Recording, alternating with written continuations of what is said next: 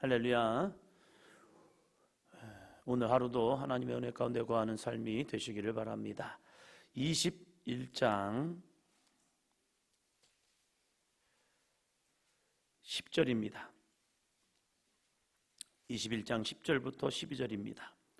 레위 자손 중 그앗 가족들에게 속한 아론 자손이 첫째로 제비 뽑혔으므로 아낙의 아버지 아르바의 성읍 유다 산지 기럇 아르바 곧 헤브론과 그 주위의 목초지를 그들에게 주었고 그 성읍의 밭과 그 촌락들은 여분네 아들 갈렙에게 주어 소유가 되게 하였더라. 아멘.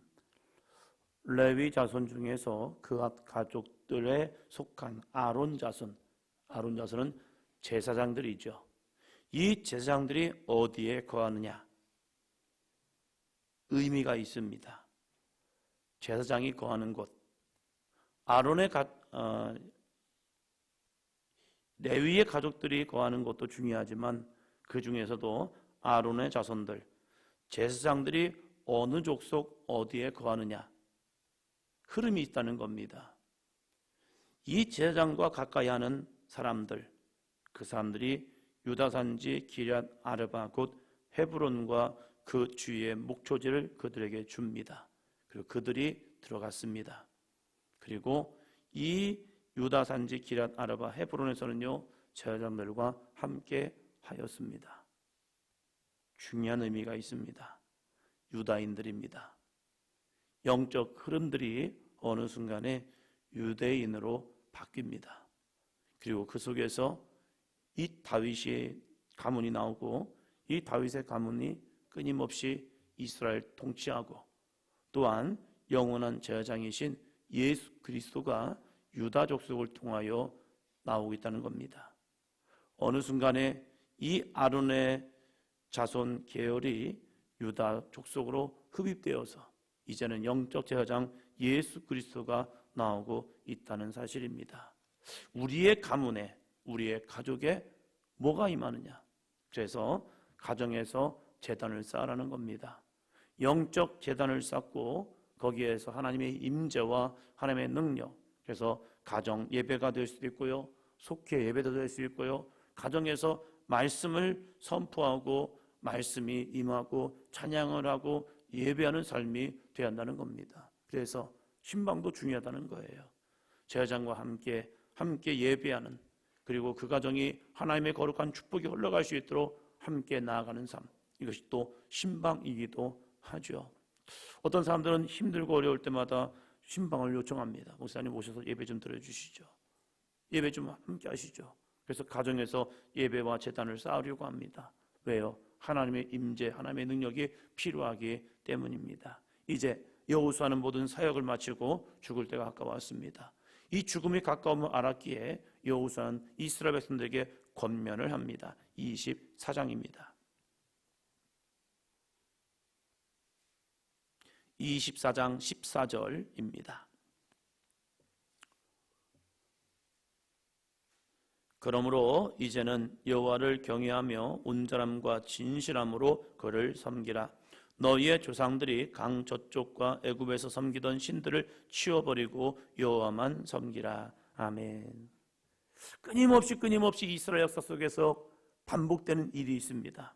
그건 뭐냐면 이 이방 신들과의 영적 싸움입니다.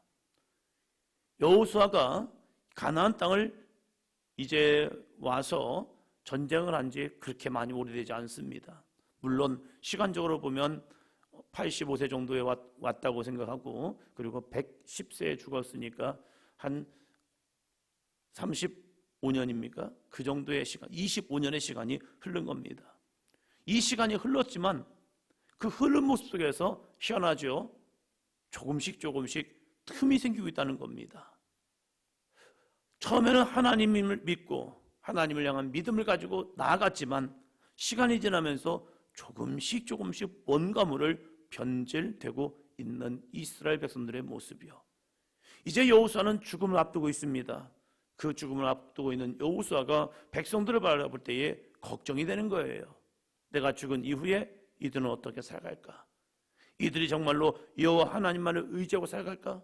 그러면서 마지막 당부를 하는 겁니다. 여호와를 경외하며 온전함과 진실함으로 그를 섬기라. 온전함과 진실함. 그게 무엇입니까? 여호와만 바라보겠다는 믿음이죠. 오늘 우리들의 삶 속에서는 온전함과 진실함이 있습니까? 우리가 교회 와서 예배를 드려요. 하나님의 말씀을 묵상합니다.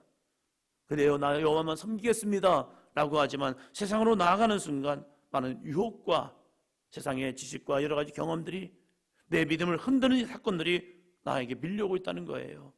그럴 때 여호와를 경외하며 온전함과 진실함으로 내가 여호와를 섬기고 있는가? 내가 예배를 드릴 때 내가 정말로 하나님을 온전한 믿음의 구주로 바라보고 주여 나에게는 예수 그리스도의 십자가밖에 없습니다 라는 믿음으로 주님 앞에 서고 있냐 이거예요. 나도 모르게 어느 순간부터 형식적으로 예배는 와 있어요. 그러나 내 생각과 마음과 이 모습이요 어느 순간에 그저 빈 껍데기만 와 있는, 그래서 왔다 갔기 때문에 나 하나님 예배했지요. 그래서 이사야는 말하죠. 아니 너희는 여호와의 마당만 밟았을 뿐이다. 그래서 우리는 늘 집중해야 합니다. 하나님 오늘도 내가 주님 앞에 나아갑니다. 주님 만나게 하시고 주의 음성을 듣게 하여 주옵소서. 그래서 이 여호사는 과감하게 백성들에게 얘기합니다. 15절이요. 만일 여호와를 섬기는 것이 너희에게 좋지 않게 보이거든 너희 조상들이 강 저쪽에서 섬기던 신들이든지 또는 너희가 거주하는 땅에 있는 아모리 족속의 신들이든지 너희가 섬길 자를 오늘 택하라. 오직 나와 내 집은 여호와를 섬기겠노라 하니. 이제는 선택하라. 그게 무슨 말이에요? 뒤집어 보면 이들의 마음이 왔다 갔다 하고 있다는 거예요. 여호수아가 볼 때 이스라엘 백성들이 하나님만 온전함과 진실함으로 섬기는 것이 아니라 강 저쪽과 애굽에서 섬기던 신들, 이들이 그들의 마음속에 심령 속에 남아있다는 거예요. 그래서 너희들은 여호와를 섬기는 것이 너에게 좋지 않으면 그럼 여호와 버려. 이것을 요한계시록 보니까 너희가 찼든지 뜨겁든지 해라. 미지근해서 이게 뭐냐. 하나님을 예배한다고 와서 예배하는 너희들의 모습을 보니까 너에게 정말로 하나님 앞에 서 있는 너희들의 모습이 있느냐.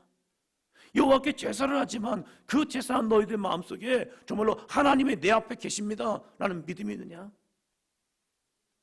뜨겁든지 차든지 해서 하나님을 믿든지 하나님을 믿지 않든지 선택하고 나아가라. 이 여호수아는 그들에게 선택을 강조하고 있습니다. 나와 우리의 집은 여호와를 섬기겠다. 그럼 너희들은 무엇을 선택할 건데? 라고 하면서 지금 이스라엘 백성들에게 그들의 미지근한 신앙, 어느 순간부터 그들에게 열정이 식어버린 신앙, 여호와를 경외하는 마음을 잃어버린 그들의 신앙, 그 모습을 보면서 왜 그 모습이 있느냐? 너희들에게 또 다른 우상 숭배가 있지 않느냐? 아니 그들에겐 외적인 우상 숭배는 없었어요. 느낌상 보니까 이 정황을 쭉 보면요 그렇게 외적으로 막 이방신을 섬기고 그 모습은 없었다니까요. 그런데 어느 순간부터 그들의 신앙이 그저 형식적으로 변해버리는 그들의 모습을 통해서 왜 여호와를 경외하는 믿음을 잃어버렸는가. 다시 한번 회복하자라고 나아갑니다. 20절이요. 만일 너희가 여호와를 버리고 이방 신들을 섬기면 너희에게 복을 내리신 후에라도 돌이켜 너희에게 재앙을 내리시고 너희를 멸하시리라 하니. 모세도 마찬가지고 여호수아도 마찬가지예요. 복과 저주는 내 앞에 있습니다. 내가 하나님을 섬기면 복입니다. 하나님을 버리는 순간 저주입니다. 왜 이스라엘 역사 속에서 저주가 옵니까? 이제 내일부터는 사사기가 이제 또 되죠. 사사기를 보면요 이게 극명하게 나타나요. 이스라엘 백성들이 문제를 만나는 단 하나의 이유, 그들이 약하기 때문에 아니에요. 하나님을 버렸기 때문에 그들이 고난이 오고 환난이 옵니다. 다시 여호와께 돌아오면 하나님은 그들을 회복하십니다. 우리의 모습도 마찬가지예요. 늘 사사기의 모습 우리에게 진행돼요. 내가 하나님과 함께하면 하나님은 나를 통하여 반드시 형통의 복을 주십니다. 그러나 내 마음속에 어느 순간에 하나님을 버리잖아요. 하나님께서 이방 신들을 섬기면 너에게 복을 내리신 후에라도 돌이켜 너에게 재앙을 내리시고 너희를 멸하시리라. 하나님은 복만 아니에요. 재앙도 우리에게 줍니다. 구원만 주시는 게 아니에요. 우리에게 멸망, 심판, 지옥도 우리에게 판결하고 계시다는 겁니다. 그래서 신앙은요, 무서운 거예요. 그래서 무서워서 저 하나님 못 믿겠어요. 하나님을 떠나면 완전한 저주이죠. 그러나 하나님 안에 있어도 우리는 끊임없는 이 믿음의 외줄타기. 그래서 여호수아에게 하나님 말씀하는 거죠. 너는 우르나 좌르나 치우치지 말라. 내가 한쪽으로 치우치는 순간 우리는 넘어지고 있다는 거예요. 그래서 신앙생활은 고독할 수도 있고 때로는 신앙생활은 위험천만해요. 그러나 우리는 그 신앙, 말씀이라는 그 말씀을 붙들고 끝까지 믿음으로 나아가야 할 줄로 믿습니다. 그래서 여호수아는 이 백성들에게 이야기합니다. 21절이요. 백성이 여호수아에게 말하되 아니니이다 우리가 여호와를 섬기겠나이다 하느니라. 백성이 여호수아에게 말합니다. 아닙니다. 우리가 여호와를 섬기겠습니다 할 때 다시 여호수아가 말합니다. 23절입니다. 여호수아가 이르되 그러면 이제 너희 중에 있는 이방 신들을 치워버리고 너희의 마음을 이스라엘의 하나님 여호와께로 향하라 하니. 자 보세요. 우리가 아닙니다. 우리는 여호와를 섬기겠습니다. 그러면 이제 너희는 여호와를 섬겨라. 그런데 어떻게 섬기느냐? 이제 너희 중에 있는 이방 신들을 치워버리고 너희 중에 있는 이방 신을 치워버려. 그러면서 이어지는 말이요. 너희의 마음을 이스라엘 하나님 여호와께로 향하라. 이게 무슨 말이에요? 외적인 우상숭배 없었습니다. 그런데 너희의 마음을 이스라엘의 하나님 여호와께로 향하라. 그들의 마음이 하나님을 떠나버렸던 거예요. 그러니까 지금 너희의 예배, 너희의 섬김은 하나님을 섬기는 게 아니라 지금 너희는 기복주의가 되었어.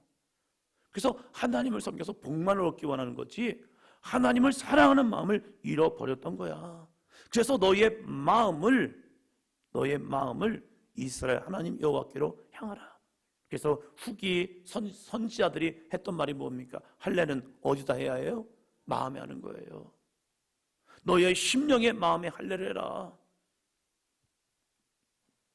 너희 마음속에 왔다 갔다 하는 마음, 너희의 심령이 늘 하나님을 떠나 살려가는 그 마음, 하나님의 말씀을 섬기기보다 세상의 유혹이 밀려올 때, 세상의 지식이 밀려올 때 그 모습 속에서 갈팡질팡하는 흔들리는 너희의 마음, 그 마음 속에서 돌이켜 이스라엘 하나님 여호와를 향하라. 그것을 다른 히브리서를 보니까 오직 여호와 하나님 주만 바라보는 신앙의 모습이요, 그것이 온전한 믿음의 삶이라는 겁니다. 그렇다면 오늘 우리의 마음은 어디를 향하고 있습니까? 오늘 나의 마음은 어디를 향하고 있습니까? 사람에게 이끌리고 있습니까? 사람이 두렵고 힘듭니까? 사람의 말 한마디가 나를 요동치게 만듭니까? 사람을 위해서 내 신앙이 오르락 내리락 하고 있습니까? 그 말 한마디 때문에 하나님 살아계신 거 맞아요? 이런 모습으로 내 마음은 그러고 있지 않냐 이거예요. 때로는 물질이 우리의 우상이 되는 현상이 많죠. 그래서 내 마음속에 물질 때문에 왔다 갔다 하는 내 마음들이요, 뭔가 채워지면 하나님 감사합니다, 채우지 않으면 이스라엘 백성처럼 원망하고 불평하는 나의 모습은 있지 않냐 이거예요. 오직 여호와 하나님, 우리의 마음을 이스라엘의 하나님 여호와께로 향하기를 주의 이름으로 축원합니다. 이것을 여호와를 경외하는 두렵고 떨림으로 내가 주님을 바라보는 봅니다. 이 거룩한 신앙이요, 오늘 나에게는 어떤 이방 신들을 치워버려야 합니까?